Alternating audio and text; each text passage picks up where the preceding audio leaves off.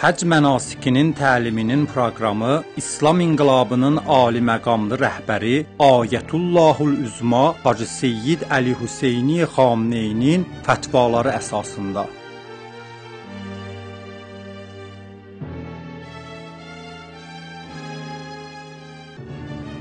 Bu təlim proqramının mündəricatı 1. Miqatları tanıtdırma 2. Təməttü ümrə əməllərinin mündəricatı 3. Həc təməttü əməllərinin mündəricatı 4. Məkkə əməllərinin mündəricatı. Mehriban və bağışlayan Allahın adı ilə. Mədinə-i Münəvvərədə keçirəcəyimiz günlər artıq başa çatdı.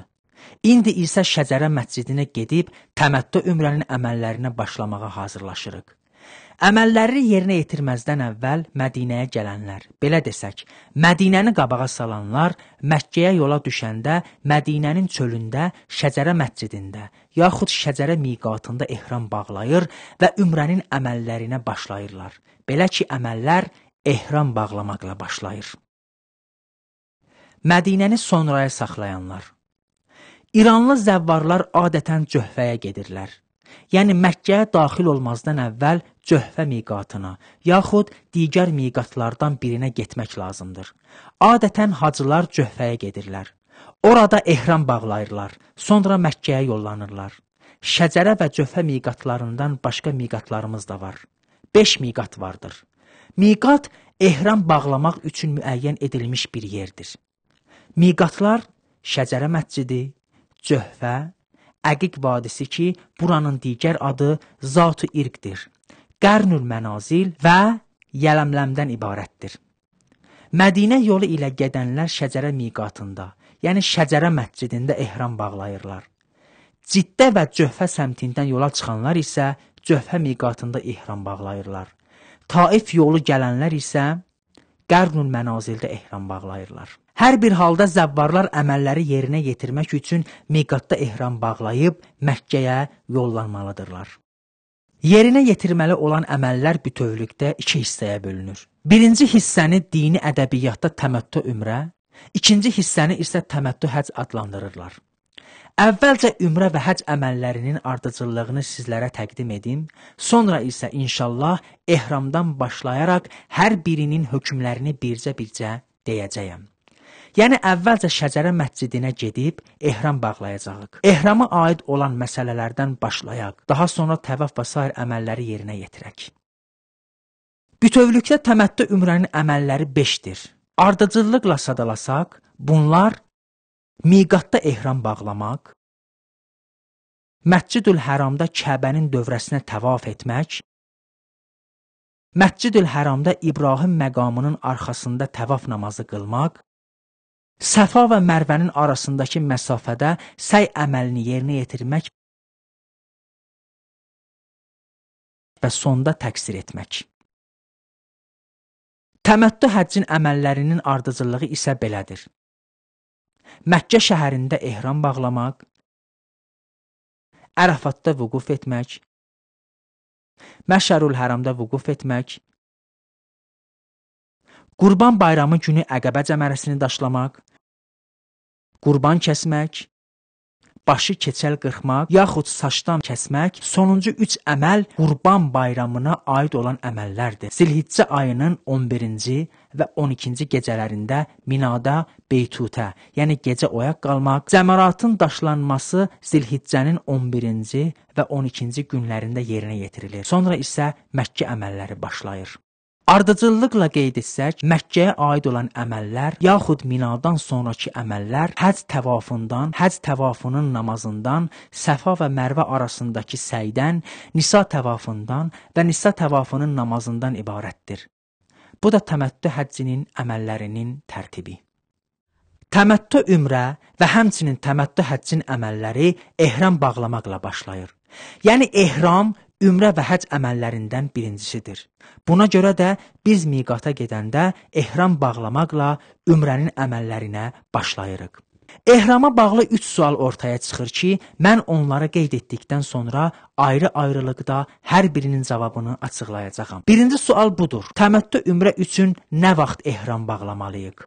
İkinci sual, ehramı harada bağlamalıyıq? Və üçüncü sual isə budur ki, ehramı nə cür bağlamaq lazımdır? Yəni bu birinci vacib əməli hansı tərzdə yerinə yetirməliyik? Ehramın nə vaxt bağlanmalı olduğuna gəlincə, il ərzində təməttü ümrənin ehramının vaxtı həcc ayları, yəni Şəvval, Zilqədə və Zilhəccə aylarıdır. Zilhəccənin sonu da o vaxta qədərdir ki, biz Ərafatda vüqufa yetişə bilək. Ərafat vüqufu Zilhəccənin 9-cu gününün günortasından başlayır. Yəni bu vaxta qədər təməttü ehramına girmək və ümrə əməllərini də yerinə yetirmiş olmaq lazımdır. Belə isə mübarək Ramazan ayında ilin Şəban, Rəcəb yaxud digər aylarında Məkkəyə gələn şəxs təməttü ümrəni yerinə yetirə bilməz.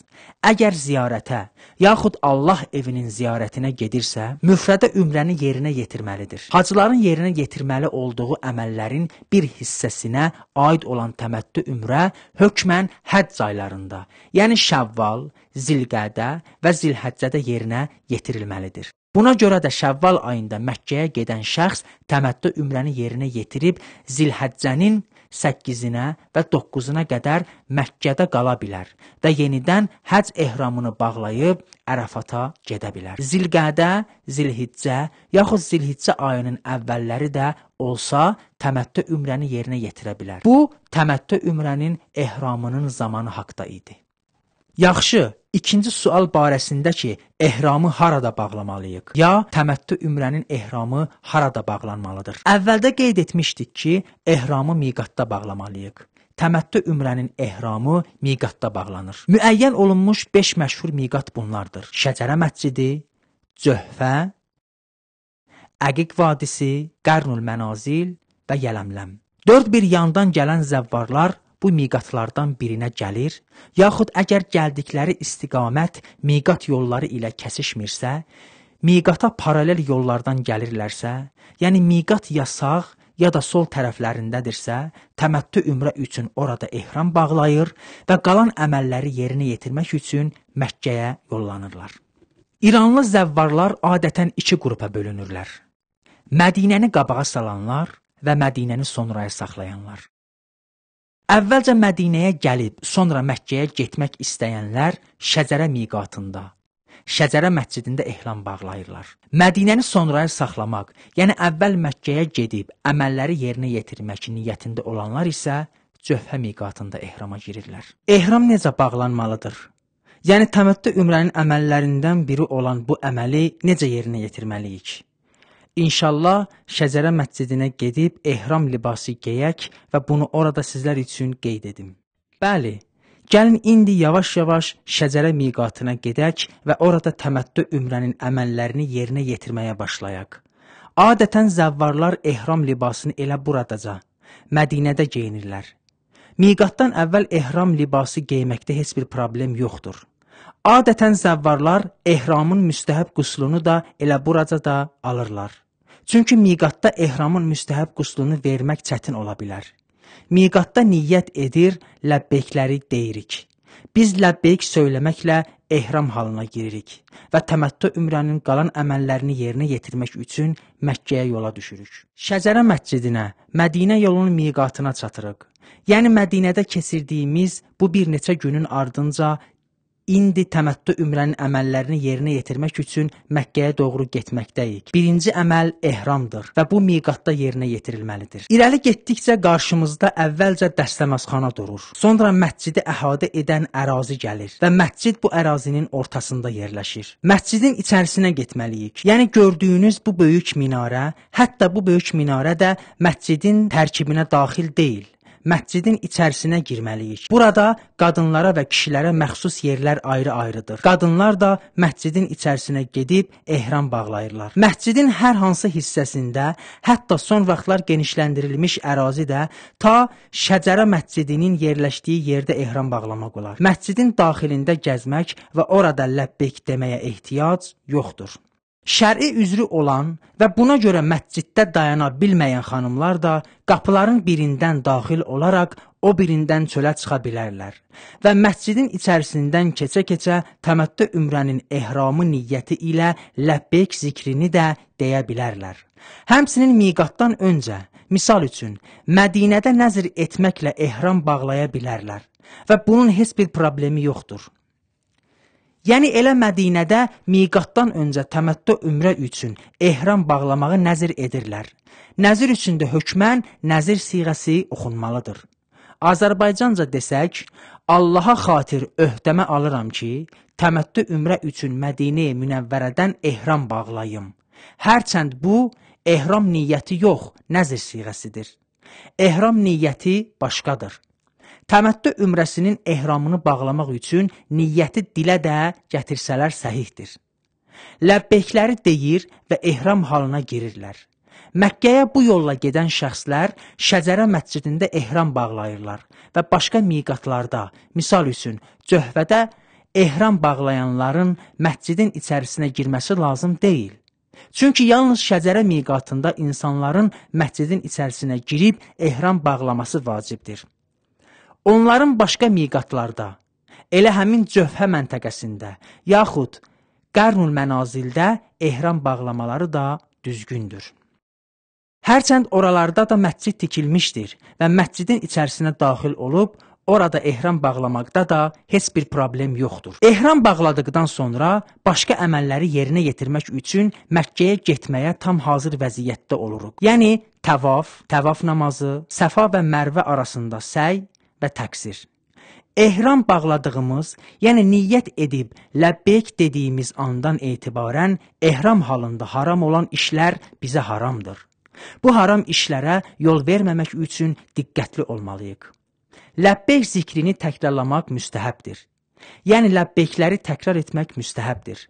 Ləbbeyk Allahummə ləbbeyk cümləsini deməklə bəzi məqamlarda daha artıq savabı var.